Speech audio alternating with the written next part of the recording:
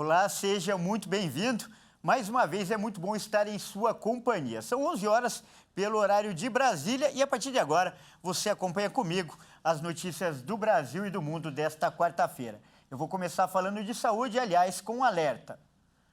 O número de casos de dengue no Brasil disparou neste ano e o balanço anual pode terminar com um recorde de mortes pela doença. O Brasil registra uma explosão de casos de dengue.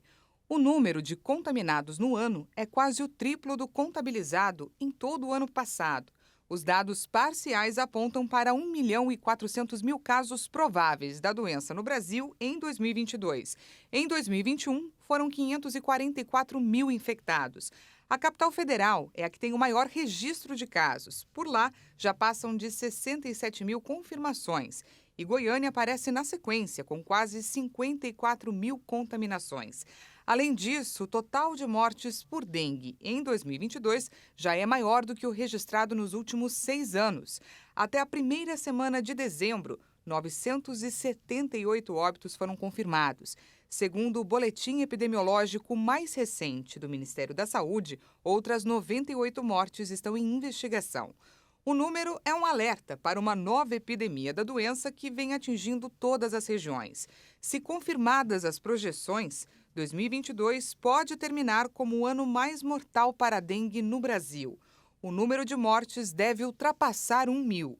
Um registro alto como esse só aconteceu na década de 1980, quando a doença ressurgiu no país e começou a ser mais frequente, com ciclos de maior e menor intensidades.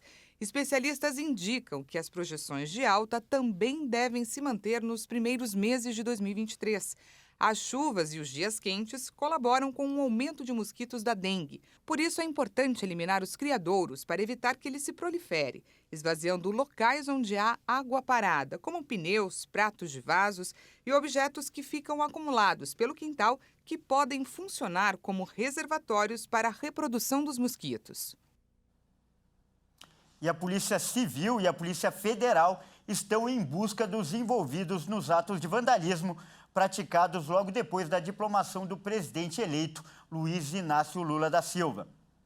A Secretaria de Segurança Pública do Distrito Federal informou em nota que durante o confronto, a prioridade dos policiais foi atuar para dispersar os manifestantes, evitando uma escalada maior de violência. Também informou que as proximidades do hotel onde o Lula está hospedado teve o policiamento reforçado. Segundo o Corpo de Bombeiros do Distrito Federal, 4 ônibus e 3 carros de passeio foram incendiados num raio de 1 quilômetro na área central de Brasília.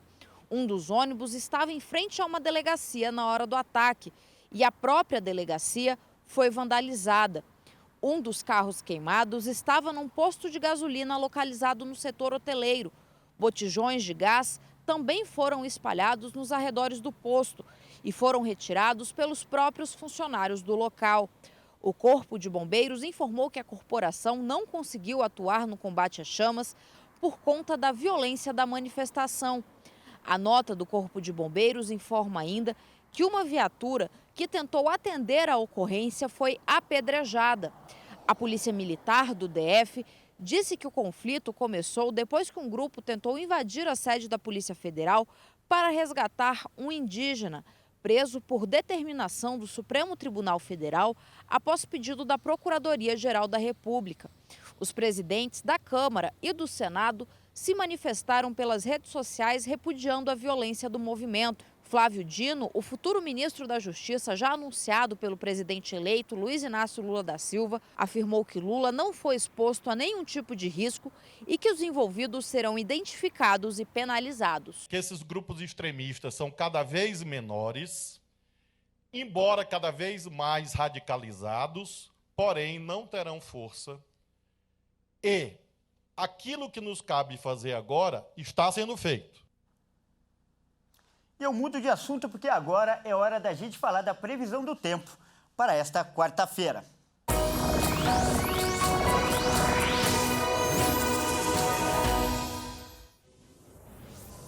Olha, começamos por Palmas, no Tocantins, onde o dia será de chuvas rápidas e muito calor.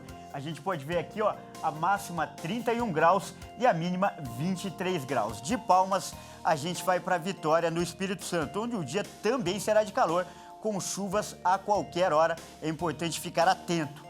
A máxima lá para Vitória é de 27 graus e a mínima 22 graus. E para finalizar, a gente fala da capital paulista. Aqui em São Paulo, o dia também será de calor, mas com chuvas isoladas. E as temperaturas são de 16 graus a mínima e 26 graus a máxima. Tá então a previsão do tempo para esta quarta-feira. E eu mudo de assunto agora para falar que a ONU reconheceu a Mata Atlântica como uma das 10 referências mundiais em restauração. Vamos acompanhar. O anúncio sobre o reconhecimento da ONU sobre a Mata Atlântica veio durante a COP15, a Conferência da Biodiversidade da ONU, que até o próximo dia 19 visa concluir o próximo acordo global sobre o tema. O assunto é prioritário para a Agenda das Nações Unidas, que definiu o período de 2021 a 2030 como a década da restauração. Com o reconhecimento, o bioma ganha prioridade da ONU para receber financiamento e apoio técnico para a restauração.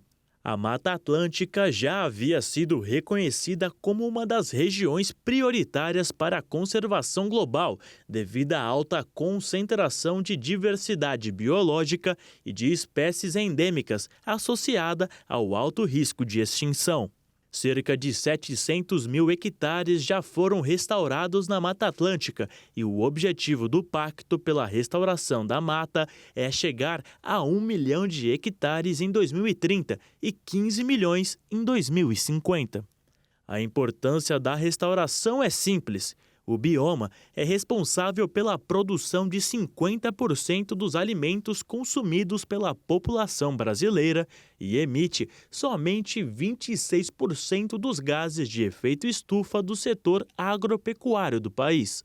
Nos últimos anos, porém, o desmatamento na Mata Atlântica voltou a crescer.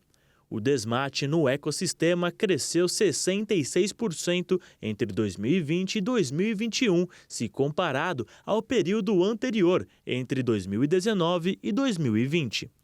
Em contrapartida, o reconhecimento gerou uma movimentação no governo brasileiro. Isso porque o Ministério do Meio Ambiente da Alemanha anunciou o acréscimo de 37 bilhões de reais às contribuições atuais do país, que atualmente somam 252 bilhões de reais para o Fundo da Década da Restauração da Biodiversidade. Esse dinheiro será útil para a preservação e, principalmente, a manutenção dessa fonte de vida chamada Mata Atlântica. Vamos falar agora da guerra na Ucrânia. Líderes de mais de 40 nações se comprometeram a doar 1 bilhão de euros, mais de 5 bilhões e meio de reais para a Ucrânia. E o objetivo é ajudar o país a manter os setores essenciais funcionando durante o inverno. O auxílio se concentra em 5 setores essenciais: energia, água, alimentação, saúde e transportes. O valor é um pouco maior do que os 800 milhões de euros solicitados pelo presidente ucraniano Volodymyr Zelensky apenas para o funcionamento do setor energético. Em meio ao rigoroso inverno, as instalações elétricas da Ucrânia têm sido alvo de bombardeios russos. Somente na região da capital, Kiev, cerca de 12 milhões de pessoas sofrem com os cortes sistemáticos para poupar energia. De acordo com o primeiro-ministro ucraniano Denis Shmyhal, os russos já destruíram entre 40% e 50% da rede de energia do país. O premier disse ainda que a Agência Internacional de Energia Atômica vai mobilizar missões para garantir a segurança de 5 centrais nucleares, incluindo a de Zaporizhia, atualmente sob ocupação russa. As ofensivas contra as instalações energéticas ucranianas foram classificadas como crime de guerra pelo presidente da França, Emmanuel Macron. Os ataques contra a população e infraestrutura civis, abertamente admitidos pela Rússia, têm o objetivo de minar a resistência dos ucranianos e são verdadeiros crimes de guerra. Eles violam, sem nenhuma dúvida, os princípios mais fundamentais das leis humanitárias. São atos intoleráveis e que não vão ficar impunes. Ces actes sont intolérables et ne resteront pas impunis. Como consequência da guerra, a economia ucraniana já encolheu mais de 33%, mas pode atingir a marca de 40%, de acordo com estimativas feitas pelo Banco Mundial. O Kremlin rejeitou um plano de paz apresentado por Volodymyr Zelensky e exigiu, antes de qualquer negociação diplomática, o reconhecimento dos territórios ucranianos anexados pela Rússia. Bom, e essa edição fica por aqui. Eu agradeço demais pela sua companhia e convido você a continuar ligado em nossa programação, porque às 13 horas, eu e a Daniela Parisi voltamos com mais notícias para você. Até mais!